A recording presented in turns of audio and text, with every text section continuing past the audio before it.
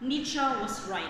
When the circumstances of living can no longer be changed, it is our choices that will define our ability to survive in the next few years. We think the effects of global warming has come to a point of irreversibility.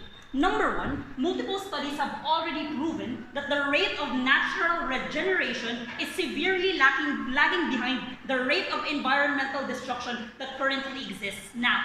Secondly, climate change denialists hold so much political power right now that it's very difficult for us to change this particular trend and lobby for greater social action with the type of social capital that we have now. And most importantly, the effects of climate change are not imagined. It is tangible, it is pressing, it is real. It means that we already are experiencing diminishing oxygen levels, for example. It means that we already are exposed to greater harmful UV rays already because of the lack of the ozone layer. And thirdly, there's already a potential rise of sea levels that will render for us to, not be able to live in land anymore. That is why the stance coming from opening government is very, very clear. Human evolution is natural and necessary, and we think we have to use this particular technology for us to enable evolution of humans and their ability to survive. The goal coming from opening government is to increase the survivability rate of humans, because we will concede that not all kinds of policies will not assure 100% survival of all human beings, but this is about the marginal benefit of increasing the survivability rates of human beings, especially when we cannot still go to Mars and rehabilitate there, for example, etc., etc. What is the working model coming from opening government? It has 3 prongs. The first one is that this is going to be publicly available, meaning without regard for your class, for your gender, and your financial status, we will allow access. What this means is that we're going to harshly reallocate budget. We're going to take away money, for example, that you spend on the war on drugs or on the cauldron that you will light in the SEA Games, Mr. Speaker, and reallocate this to this particular drug. Secondly, it's going to be mandatory, Mr. Speaker, for all state citizens, given the immediacy and the urgency of this particular concern. And most importantly, for existing human beings like us, we're going to induce, for example, a drug, this particular super drug, or for babies, we will deliberately alter these particular genetic codes that they have. But an important prong that we would like to highlight is that this will also go side by side with other state efforts to ensure that we are also able to transition, Mr. Speaker, to a better living condition, for example, in Mars or under the sea with, all of the friends of Ariel, whatever. So the point of the matter is that this is to make sure that individuals are able to proceed and survive, Mr. Speaker, better in opening government's model. What is Prime Minister's 3 arguments? My first argumentation is how genetic re-engineering is the next logical step of human evolution. Second argument, why the current alternatives available to opposition is not enough. And thirdly, I'm going to argue the pragmatic benefits of this particular model. Let's begin with the first argument. We think genetic re-engineering is the next logical step of human evolution. The premise is very simple. Human evolution is a natural process. Why? Because of 2 things. Number one, it's a natural process because there's an urgency and a need for us to survive. But secondly, it's a natural process because it's a product of our intellectual growth. That is why when you talk about humans evolving from primates, it was because there was a need for them to survive and because they grew more knowledgeable of the things that they can use. Conversely, when you talk about changing our hunt and gather techniques to farming or horticultural techniques, it was because number one, there's a need for us to survive, and secondly, because there's an access to knowledge that we can use, Mr. Speaker. The same types of principles apply now. Number one, there's an urgent need for us to survive, especially with the immediacy of the problem. We think the threat is very, very pressing and very, very real, that we do not have to wait, Mr. Speaker, for your natural bodies and antibodies to help you survive in the next pandemic, issue. Secondly, and most importantly, the nuance to access to technology is important because this access to technology is what allows us to survive. That is why the conclusion to first argumentation is that genetic re-engineering is the next logical process for us to evolve. Why is this argument important? The first one is that we think of it from opening government that this is largely tokenistic because in their model, this technology will still exist. The only problem is that opposition will not use this particular yet sure why they're not going to use it. The point of this is that this becomes tokenistic, because if you ask, why was this technology even researched and created in the first place? This was researched and created because we wanted to enable humans to survive better, or at least increase the marginal rates of survivability. Meaning, Mr. Speaker, ultimately, this becomes a tokenism of the technology that exists. But the most important meta is that this is a perfect match to our needs now. Because it is an irreversible harm, we are no longer able to correct the effects of climate change. It also means that in our worst case, we're willing to bite the bullet that we will irreversibly change your genetic composition if it's the only way for you to survive. Second argumentation, why is status quo, or why are the alternatives of opposition not enough? Number one, natural evolution for humans takes a very, very long time. When you compare that to the urgency of the problem now, we have to respond quickly, otherwise it's our children who's going to die, it's us who's going to die. Most importantly, our human evolution and our capability to evolve is very, very limited to the circumstances that exist that enable us to evolve. We think, Mr. Speaker, genetic evolution allows us to overpass this particular barrier, Mr. Speaker, that prevents us to survive on a greater rate. So ultimately, the alternatives of opposition will be not enough. Ultimately, why is this pragmatically beneficial for these individuals? When you talk about these particular induced drugs or modifying your genetic composition, it means that you're going to produce more melanin, for example, so that you will not die because of a heat stroke, for example, or from the UV ray exposure. Secondly, it also means that you're able to operate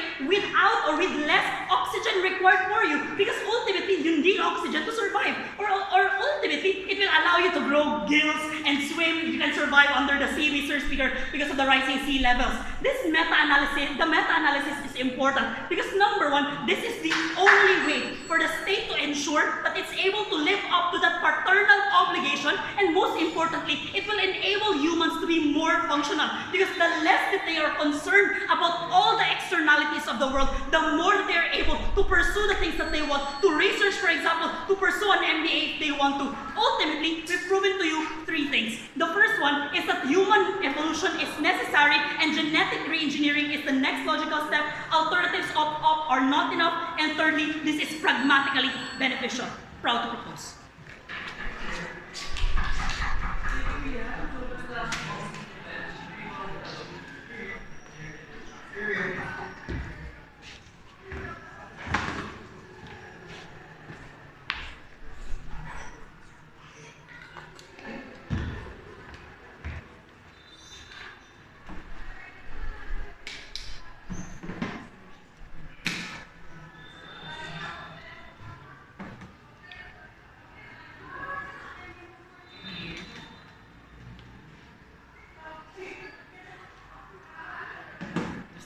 We do agree that the urgency that's set upon us is that the world is in danger. That the world is going through a change that will become irreversible if you do not hit the 2030 deadline set by the United States. But here in opening opposition, we still do believe that by not taking this technology, we will be able to use our own efforts, be able to strengthen the programs that are available in status quo. So what is the policy coming from opening opposition?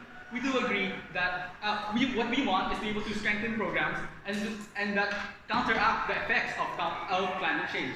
We will pursue the adaptation of technology, be able to first control the damage of climate change. Second, create preventive measures to be able to use these technology, be able to create a better living for human beings, such as solar technology. And we will also then promote ethical consumerism to be able to slow down the effects of climate change. For us to be able to use this technology, to be able to find better technology, to be able to not use this technology that can cause harms to us in the future. So what is the goal of opening opposition? We do believe that this will help. By not taking this technology, we are then able to help combat climate change. So even if we will not use this technology and opening government might say that it is slow, there is still a guarantee that we are able to slow down the effects of climate change through our policies. So before I go to my arguments, first on the principle, and second on this makes climate change worse and why is it infinitely bad. First, I'll rebut the previous speaker. The previous speaker says the previous speaker says that genetic engineering is the next logical state, and that this is the next step of human evolution, and it's a natural process. Mr. Speaker, by genetically engineering oneself, this is not a natural process. This is human intervention towards the genetic structure of how humans are able to live. This then creates an effect of. This then creates a multiple effect that we don't know how this will then affect how we act and how we move within this earth. That's why on my first principle, we would use the precautionary principle to be able to not to adopt this technology because there's a probable harm that we cannot predict from this type of technology. Sit down. And the Prime Minister wanted to use technology to be able to gather human ability to be able to take more effective terms of human surviving this earth. He cites example of getting gills and getting the ability to resist the sun. But at the same time, we don't know the other implication of this type of technology. Yes, what happens if we get gills? This then lets us as humans not be able to live and breathe on land, and that being able to resist certain type of effects gives unmitigable harms towards the future generations of society because we are changing our genetic code using technology that is still unknown to us. Yes. If this drug is perfectly safe, will you allow the usage of this drug? Even though it's completely safe, we still wouldn't use it because I will answer this on my second argument on how this makes climate change worse. So to continue on my first argument, on that not taking the risk adverse stance gives individuals time to refocus and retool their energy to be able to improve what we have in status quo, which is to mitigate what we have now, and that this is parallel to states not using geoengineering technology because these states know that these types of technology can cause irreparable harms, that they know how it will affect the society and the world as a whole. So why is this important? Since the implications are unknown, these states and these individuals don't know what negative effects that will happen to them. They might be solely crystallized on the idea of the positive effects, but we argue that the negative effects can and will create a much worse human being. So my second argument that makes climate change worse and why it's bad. If opening government wants to adopt this technology, these humans will, the mental calculus of these humans is that they will be able to change their stance against climate change. Since they know they are immune to the effects of climate change, they will most likely not be able to take climate change, the prevention of climate change to be seriously. They will be more wasteful with using plastic and other type of waste that will create worse harm and rapid the effects of climate change because they know themselves they are not affected. This then forces technology to be able to improve on a faster rate and to be able to accommodate themselves, to be able to accommodate to the increasing worse effects of climate change, and this then creates an implication towards society that it is getting worse and the Earth will then become unlivable as possible, wherein this type of technology, wherein this type of practice is then worsened. This type of practice then creates an effect towards the environment, wherein this will then push the unmitigable harms towards the environment to be much worse because these individuals are then contributing more towards society and contributing more to the degradation of the environment. So why is this important? This is important because this type of technology causes more harms than good, because this then places these individuals on the mindset that they can speed up the degradation of the earth because this does not affect them in the first place. This then puts individuals who are being affected, individuals, plants, and other organisms that live in this earth on the harm that they are more marginalized and more their houses and ability to live are more destroyed on their side. So what is my two arguments? Why is my two arguments important at the end of the day? That my two arguments that first is we will be using precautionary principle to negate the effects of this type of technology, and that this makes climate change worse.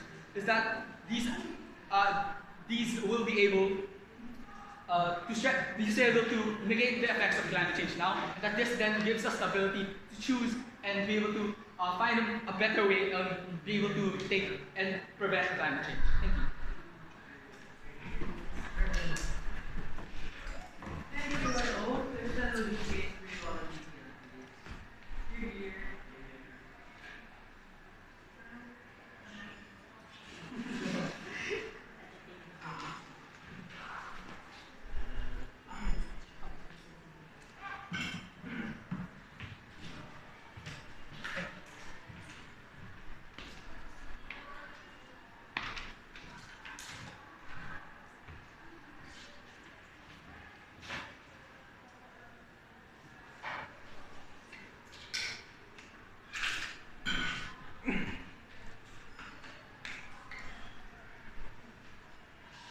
There are three characterizations that Leader of Opposition made from Rick's speech.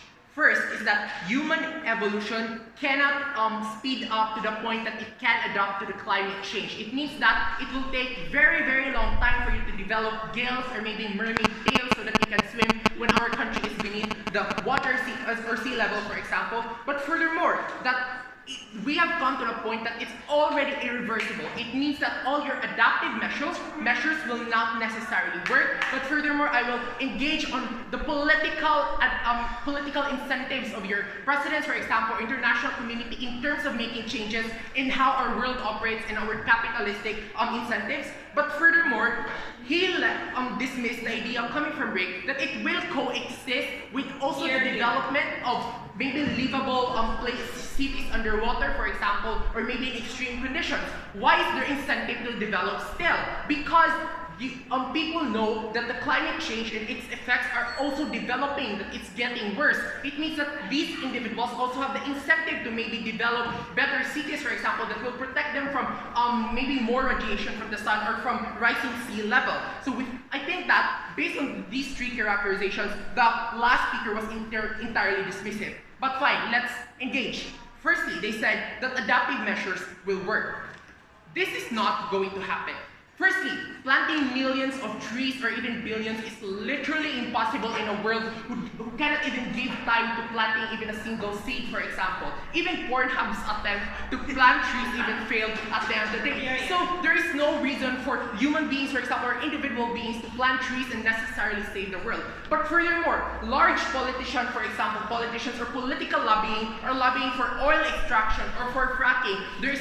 It is backed by large amount of money from your big oil, for example, from some Middle Eastern countries. This means that even the political structure favors the destruction of our earth, and they have the burden to prove that you can change this specific political incentive. But furthermore, when you analyze the people who are ruling the world, when you have the most powerful president, Donald Trump, he's even a climate denier, for example. It means that they can go to the extent of having more exhaustive manufacturing firms that will necessarily destroy the earth in the name of profit, in the name of money. You even have China, for example, Xi Jinping, who's still pushing for the One Belt One Road initiative, for example, who's building more manufacturing companies in Southeast Asian countries that will necessarily deteriorate the condition of our earth. What does this mean? That the political structure is gravitated towards ending the sustainability of earth. The question is, how do we survive if that is the case? Coming from opening opposition, they said, we will be ethical consumers. Sure, let's consume paraben-free, animal cruelty-free makeup, for example, or let's eat free-range chicken or grass-fed chicken. Will that necessarily save the earth? No, your ethical consumerism can only go as far as giving you the validation that you're doing something from the earth, but it's not really necessarily translating to making credible changes in improving our environment. So what is the conclusion to that response? It can even be an extension. That your adaptive measures will not work, and it cannot work. The simple question then is, how do you survive? That is, when you go back to the proposal coming from Rick. Furthermore, they said that this genetic development will necessarily intervene your human body. Number one, why should this intervention be the sole standard for not using this technology, right? Coming from Rick, it's clear. Public protection is a simple standard that will compel states to use this technology. From the fact that the states have already funded this project means that these are also states that are more paternalistic and care towards the development of its people. Look, vaccines, it also alters your immune system, your genetics, but we still promote it because it promotes human protection, it promotes societal protection. This means that the standard of societal protection coming from Rick is one that is valid, that one should compel states to use this genetic engineering that will necessarily make the people or your individuals and your citizens more resistant to climate change, for example, or extreme conditions. But furthermore, last response, they said that there will be unknown harms. This sounds like a sci-fi movie, right? Maybe we'll become Walking Dead, or maybe there will be mutation. But we think that this is a 50-50 case. They rely on the idea that there is a chance that unknown harms will happen. But if you compare it to the irreversible harm and the 100% chance of climate change happening and climate change affecting the lives of every individual person, means that in the comparative, where harmful both exist, you're more likely to side towards the protection where harms is 100% going to happen. And that is giving your individuals and your citizens the genetic engineer that will necessarily make them adaptable to climate change. Yes? The accusation of political capital they limited our size of care because they use the same level of political capital to make genetic engineering happen. They have to assume you have the same level of political capital and therefore shall argue on the lack of political incentives. Okay, sure. Even if you have the political capital to make adaptive measures, right? The point is, it's better when you have it on the individual because these adaptive measures cannot necessarily do the same extent of protection to the individuals. The fact that you're resistant to sun, even if you have infrastructure, for example, maybe UV ray resistant houses, you cannot carry that around. You need to have as an individual a protection against what climate change will bring to you. The fact that this technology is available means that this technology should be used to these individuals. But furthermore, if the technology also exists that will protect the people from the effects of climate change, for example, without having to inject them, then let's use that too. But the motion says that this is about the technology that will allow individuals to use this technology, then let's use that one. Onto my extension, about the future survivability of civilization. We feel like if you want to have future survivability of your civilization, you need to have a functional citizen. What does this mean? You need to have scientists to be able to go to the most extreme conditions to check whether if not your technology will work for the most extreme extents of climate change. What does this mean? We need scientists to go to the most coldest part of Arctic Ocean, for example, or the hottest part on Earth. What does this mean? This means that it's only available and capable under opening government side when we allow people, or we give the people the ability to be resistant to these extreme changes, because it allows people to research, it allows people to try out these conditions that will never be available under opening and closing opposition. What you will get under their side are people who are unprepared for the hottest day in the world. Thanks.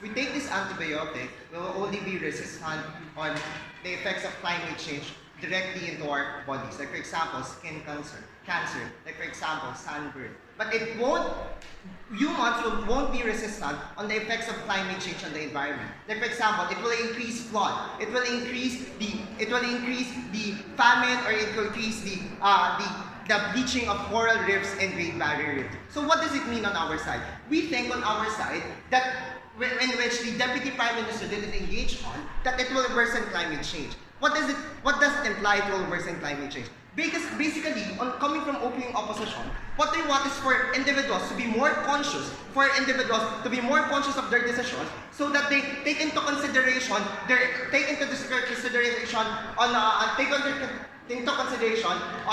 actions that they employ, the actions that they create, so that the effects of it on environment, the effects of it on society will also be reflected. Because coming from opening opposition, what we want is to be able to utilize the finite resources that we have in this world. Because coming from opening government, it is a shame that they assume that the world has infinite resources, that we can do everything. We can do body-resistant antibodies research. We can also do these particular programs that we want, like for example, the adoptive measures of the creation of smart cities at the end of the day. We think, coming from opening opposition, this is a trade-off. You need to have an allocation of resources wherein in which type of scenario, in which type of situation are we better off as a society? Are we better off as a state? They cannot all of our benefits on our side by just simply saying that, well, we'll employ antibodies resistant and we'll also employ those adaptive measures and preventive measures that prevents climate change. We think that they need to take a trade-off, that those particular measures measures won't exist on their side. Because considering that this is a technology that deals with human genetics, we can assume that this is expensive. We can assume that given that, what they want on their side is to be able to provide all individuals these types of antibodies. Also, they told us that, well, we don't have political capital on our side in terms of creating policies and adoptive measures and preventive measures. But coming from Prime Minister, it is very clear what they want on their side is to have a monopoly of power in terms of creating or forcing states to give up their resources on war on drugs, to give up their resources on their welfare programs, just to be able to give these individuals the antibodies that they want in the first place. We think if they have the capability to do so, these kinds of power, they have the capability to influence states to give up their resources in minute things or non-essential things, meaning we can have these adoptive and preventive measures on our side. Because why is adoptive and preventive measures not working status quo? It is not working status quo because there's no coalition, there's no consensus within the society. Meaning, if we get their line of logic that if we can influence states, then we can clearly curb and we can clearly skirt the harms of climate change on our side, Mr. Speaker. Then they told us this is part of human evolution, that we should use all existing technologies in the society.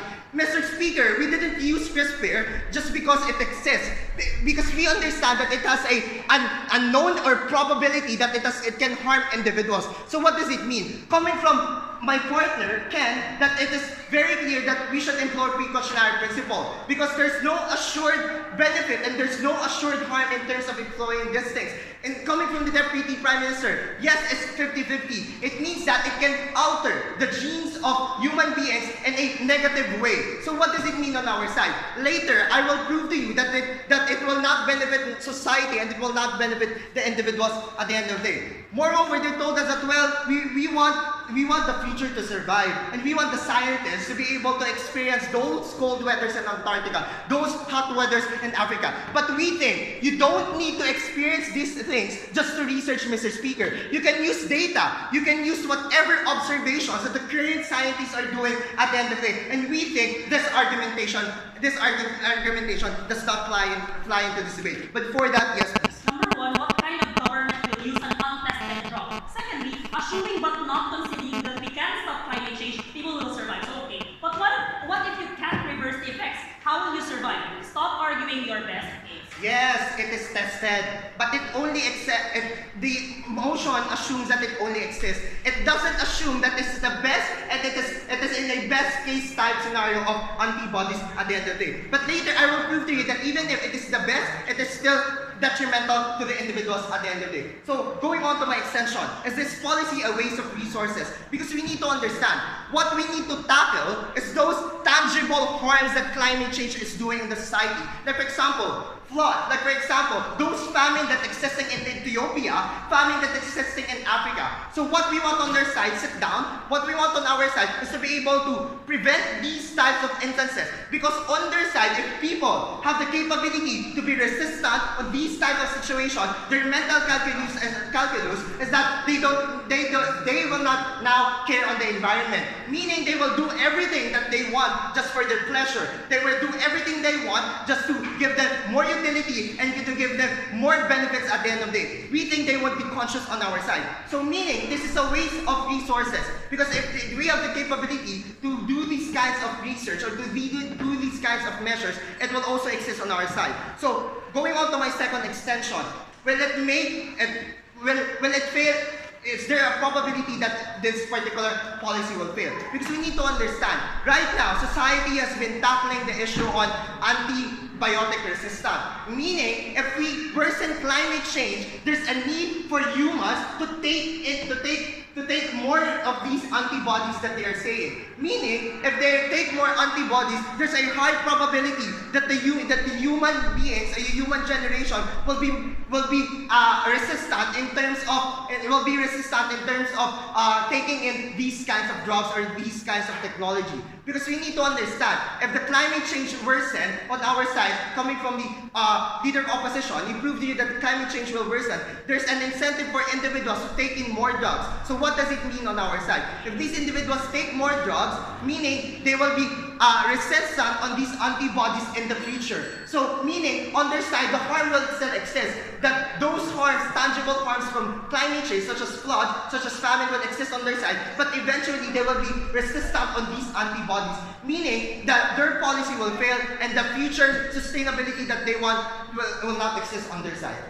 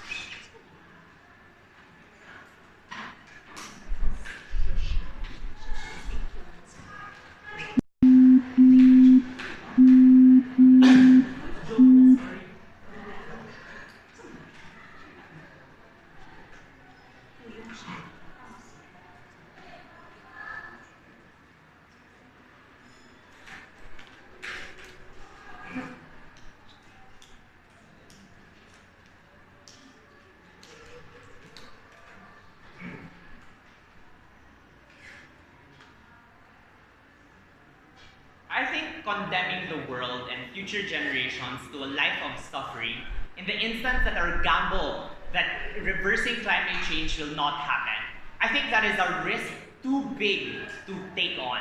And we would rather have this assured goal and assured mechanism by which we are able to live comfortably and live freer lives. The first thing that I want to clear out of the way is the question of opening opposition. Will it work? I think the motion does assume that the genetic engineering capacity will make humans more resistant. If the debate was about can make the humans more resistant, I think the motion would have said so. But because it does say that it will make us, then we can assume that. What can we also assume from this debate? I think green technology will still exist. And the reason for this is because we will run out of oil. So we will have every interest to sustainably transition our power grids and to sustainably transition the way we run our cars. But secondly, I think if the problem of opening opposition is floods will still happen and people will die, then obviously people will still be concerned about preventing those floods and making sure people don't die. Because these are still existential threats that will exist on either side of the debate. If only opening government side will stop here hearing me, they'll get my clear extension. The first extension that I want to argue is that when we make ourselves more resistant to the effects of climate change, we'll actually have more capacity to care about environmental concerns. Why is this true? Realize in status quo, the reason why we don't care about the environment is because we have competing interests and competing care things to bother ourselves about. That means that poor people could care less about the environment because I need to eat, because I need to wash my hair with sachet, even though sachet is bad for the environment. I think these are existential concerns that we are able to fiat away when you have things like reducing the amount of food requirements that people would need to survive, or reducing the amount of water before people get dehydrated, or reducing the capacity to increasing the capacity to filter out air pollution to reduce airborne diseases such that are caused by pollutants. The reason why these things, once resolved, opens up capacity for individuals to worry about other things that they wouldn't have worried about in status quo. And I think it's better on that paradigm when you change the investment of the interests of individuals. So this assumes that there is a goal to save the environment. I have proven that we will be able to solve the environment when we have more capacity to care about other things. But I think even if we don't save the environment, that is not a fucking goal in this debate. Which leads to the second extension. Why I think environmental change is not the goal of this debate. Realize that every instance of human existence is just to live comfortably, and that required manipulating the way we lived in the world or manipulating ourselves to do better. This looks like things like farming or modern medicine, which again are not natural ways by which we survive, but are the active interest of human beings. So there's no inherent want to fuck a tree unless it is your fetish, but there's an inherent need to save the tree if it means you will get more oxygen.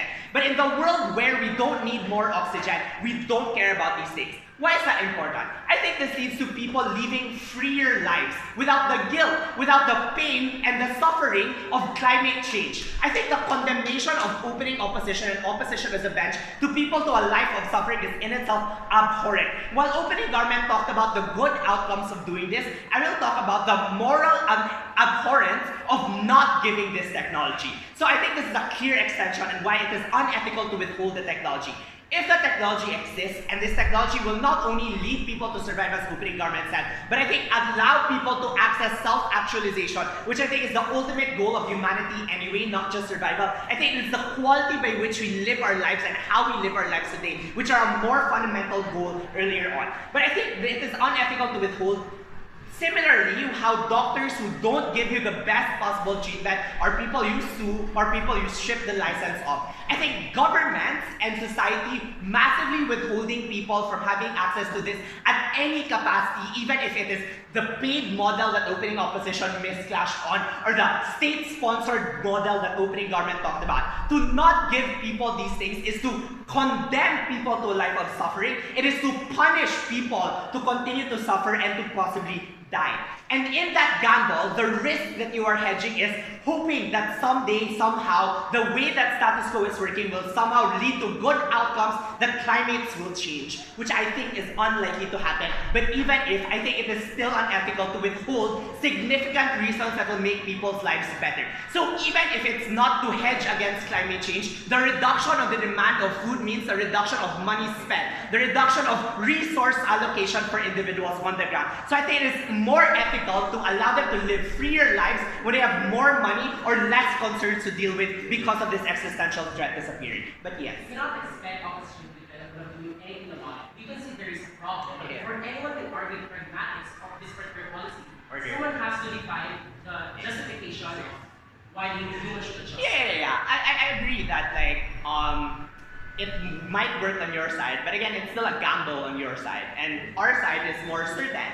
But the second thing that I want to talk about is, and the last thing I want to talk about is realize that genetic engineering is something, or genetics is something that is inherited. So this debate is not just about the current generations or the immediate future generations, but it is the scale by which future generations and future humans ought to live their life.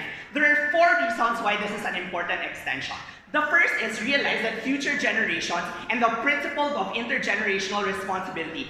1, they had no choice to live in this terrible world. We benefited from mere existing and being able to exploit the environment that we live in. Not making these genetic changes condemns them to a life of suffering even before they exist in this world. I think there are clear instances in the Philippines like Oposa versus Factoran that allows us to weigh in favor of future generations. if they have no choice over the matter, and this is clear. So this is our way of defending them. Second, I think it is central to their lives. The incapacity for them to survive in the new world that may or may not get increasingly shittier, I think harms their capacity to live and to exist, which we already had the benefit of. Second, they are the direct recipients of the bad shit. The bad shit will get worse. And when it gets worse, it is not on us to experience those things, but it is on them.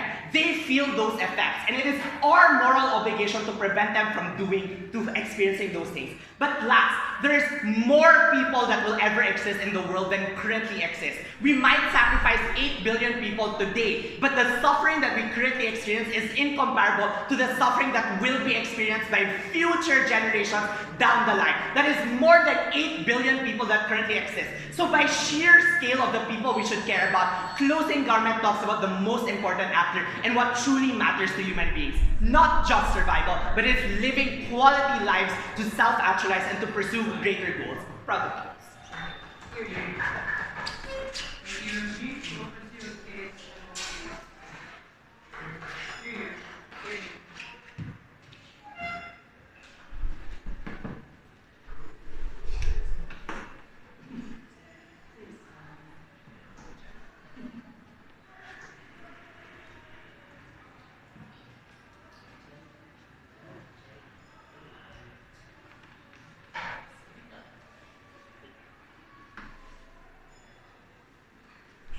Ladies and gentlemen, first I'd like to talk about the awkward exchange coming from opening government. Right?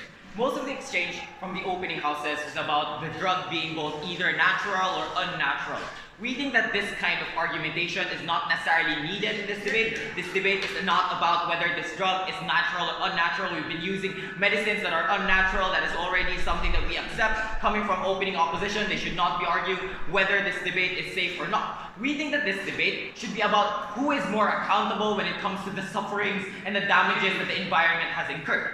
That's why we think that coming from opening government, their discussion had no real principle when it comes down to using this kind of drug in the first place.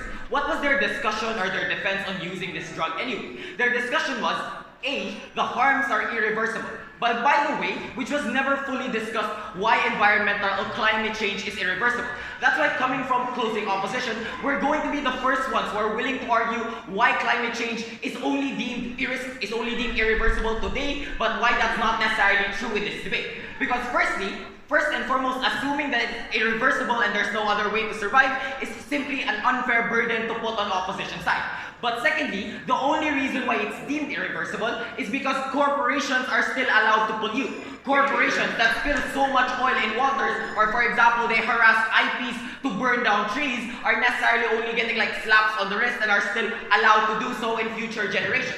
That's why the studies will always show that climate change is irreversible, because there's no real hard slap against these kinds of corporations.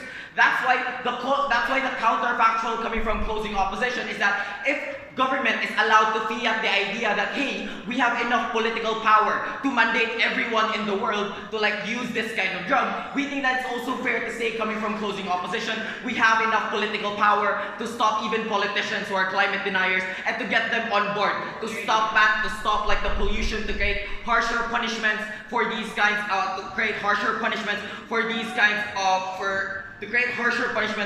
of corporations that still continue to pollute up until the point that we can safely transition to, for example, greener technology or whatever. We think that coming from closing opposition, we're going to argue to you why, if and only if, by putting accountability on corporations, is that even if this is either irreversible or reversible, the harms, why this is principally justified, and why this is going to be the only way that we can live a fulfilling life, which will also act as a direct rebuttal against closing government's case.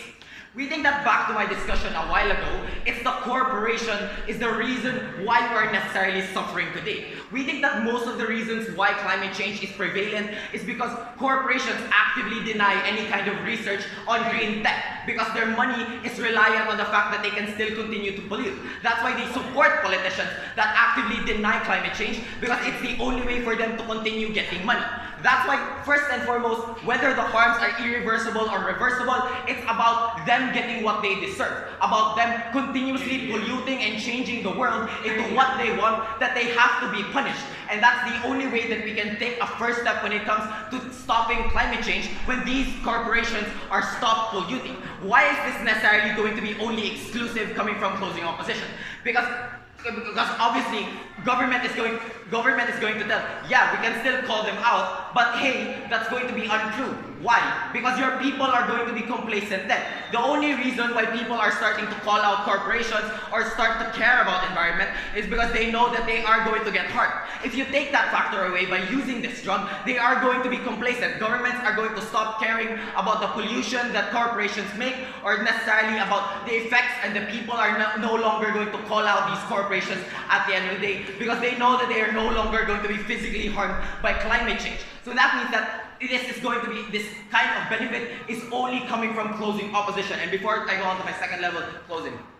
So your policy might save the environment, maybe, but it will for sure cause massive economic harm to the poor people that will still have to access sachets that are now banned for oil in the cars that you will use under your side. Firstly, is that we're willing to make that change if it means that we can necessarily adapt to our world. But secondly, once again, if you can assume that you have enough money or something to provide for all of these drugs, you can't necessarily subsidize the poor to an extent for this massive radical lifestyle. So that means closing opposition should be allowed some level of leverage for this kind of radical change if government as well as allow this kind of radical change. But let's talk about the second level of this argument. Why, as long as you why you have to necessarily call out these corporations to live a freer life? This will act as a direct rebuttal coming from closing government, right? We think that closing government's idea that you can only live fully once you're out of this burden of the environmental guilt that you create, we think that even if on best case that is true, we think that even on best case that will happen, you're still necessarily going to be shackled by the lifestyle that corporations have made for you. This also goes back to the idea that corporations necessarily make sachets and polluting lifestyles more accessible to you. They make greener tech more difficult for you. They stop any kind of research as long as it means that they can get money out of it. So that means that even on closing government's best case, where you can get out of the, like for example, the imminent death of pollution, it doesn't necessarily mean that you are going to live a fuller life. It also still means that you're going to be trapped and exploited by these corporations still, because once again, you're going to be leaner when it comes to calling them out, because the imminent harm of climate change is no longer going to be present. So what did closing opposition prove to you in this debate? We were the only ones in this house that proved to you why calling out these corporations, why not using this drug, is going to be principally just. All other houses just relied on the idea that, wait, there are harms, or we can reverse the harms. We were the only ones that told you whether the harms are reversible or not, we should not be doing these kinds of drugs. But secondly, we told you that this is not a debate about who gets to save the environment, it's a debate about where do we put the accountability at the end of the day, and that corporations should not get away with anything anymore. And that by using this drug, once again, you're allowing corporations to get away with the crimes that they have done. But lastly, once you do this kind of drug, you're necessarily telling everyone in this debate that, hey, the burden of their crimes is going to be on humanity. Once again, we should hold these kinds of corporations accountable. This means that if we are going to necessarily make a radical change in our lifestyles, corporations should necessarily have to go hand in hand with us. For all of those reasons, closing opposition takes this debate home. You're here.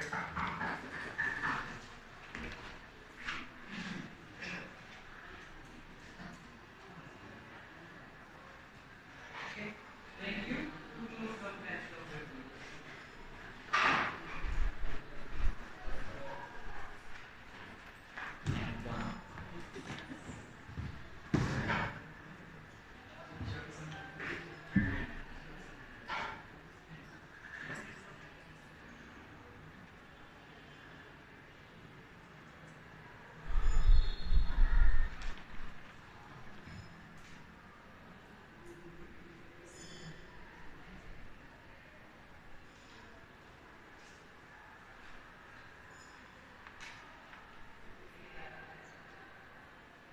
When we finally have the technology that allows individuals to thrive in a world that has been destroyed by our ancestors, we think that it is selfish and generally stupid for you to have an obsession over making the environment look good again, even when people don't really get to experience the harms anymore.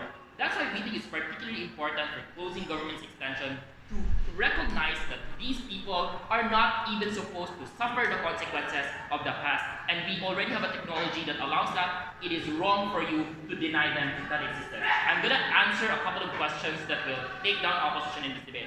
The first is, can we still really work on our efforts on the reversing of climate change? Now, OG was very good in characterizing how these efforts are generally irreversible. Like the idea that corporations are too big to be attacked. So many people are already can't even call out their own employers because they rely on them for bread and butter. States are corrupt, and a lot of people generally just want to consume. They want to survive.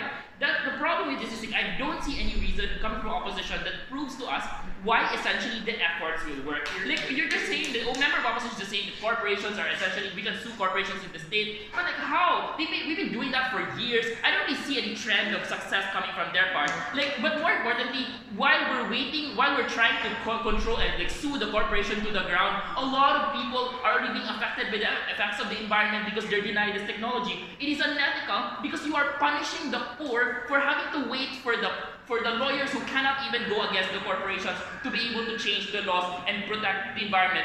Why do people have to wait and sit there and suffer when in fact they already have a medicine or a temporary medicine to the things that they have? Other things okay, it's unnatural. Okay, we already agree that this isn't about the naturalness, so we have technology for God's sake. Secondly, they talk about it might be harmful effects. I think the worst case is I'll just mutate and become ugly, but it's not gonna be bad, but at least I'll survive, right? I'll be resistant, I'll be able to have friends and live on. So the second question is, are we even supposed to care for the environment? And this is where I talk about the obsession of people to protect the environment for the sake of protecting the environment. Because the reason why we even protect the environment is so that we humans can thrive in that planet. So why hold ourselves hostage to a futile endeavor when we could just find we already have another way to be able to thrive in this planet? It's already defeating the purpose of why we even have to hug trees or care for polar bears in the first place. This is where member of government is important, where I talked about it's unethical for you to withhold the life-saving technology that already exists because you willingly condemn people that will literally suffer and die from the effects of the actions of other people. The third issue I want to ask is, how will the technology affect behavior? And this is where opening opposition talked about how there's going to be abuse because they're immune, and then closing opposition talked about how the state will be complacent because there's some kind of mental calculus. Now, first of all, this is false because even BLO recognized that people will still not be completely invincible from the effects of the environment in the future. Obviously, you are resistant to the sun, but you will fucking drown if you just jump into the river, or you cut down the trees and cause flash floods. So at least on our side, people who were unknowingly born into this world are given a chance to thrive and have ownership over their actions, giving them the chance to be able to survive. Besides, people will always have the incentive to be able to care for the environment in the future. They want to avoid floods. They want to be able to clean their own surroundings because they want to make it look beautiful. What we think makes people do not want to prioritize the environment is the desperation to survive in the world that already exists right now. The conflicting interest that Papat characterized in this debate was particularly important because if you use the technology, it's what allows people to be able to live their lives and thrive, and which means that they can move on to secondary needs like cleaning the environment and saving other species and being able to protect, the world as a whole because they want to be able to reverse. We think that the state action, there's still no excuse for them to not save the environment because we still recognize that the environment can be important, but it's just not as important as literal lives of people, the need for people to be able to work and eat and put food on the table. The last issue I want to talk about is the issue of the intergenerational responsibility, which closing opposition had no response to. Their argument was really just the idea that, this is where I take it from a member of opposition discussion of how people should be getting what they deserve. And they never answered the question, what do they really deserve? Do they deserve to suffer from the consequences of the actions of the people of the past? This is where discussion of member of government is particularly important because future generations never consented to the decisions of the selfish institutions who made actions that obviously had unforeseen consequences. And we think that these people who have been born through the lottery of birth, in the future, should not be allowed to be able to experience that. Because the thing about environment is that it literally transcends space and time. When you pollute in a particular country, the pollution doesn't just stay in one border. It they don't like have immigration laws. Like they move everywhere. When you put oil in the ocean, it goes everywhere. It affects people who probably didn't even know what the other corporations did, and it even transcends time because future generations will also be able to experience the effects. Like when they're born, the mountains aren't there anymore. When they're born, the sun is hotter than usual already. They're never going to be able to remember a past wherein they're able to like live their lives.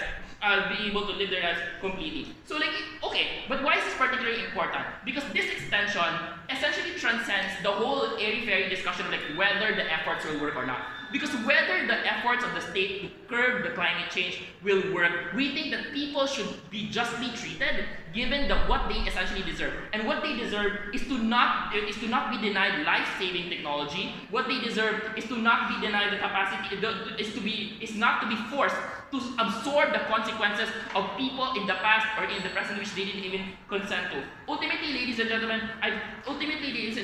we think it's important for the technology to exist because this is the purpose of technology and saving the environment and society as a whole was to allow people to thrive in the planet that we exist in. It is by giving them the chance to be able to cope with the changes of the environment that we give them the opportunity to uplift people's lives. This, ladies and gentlemen, is how we will thrive.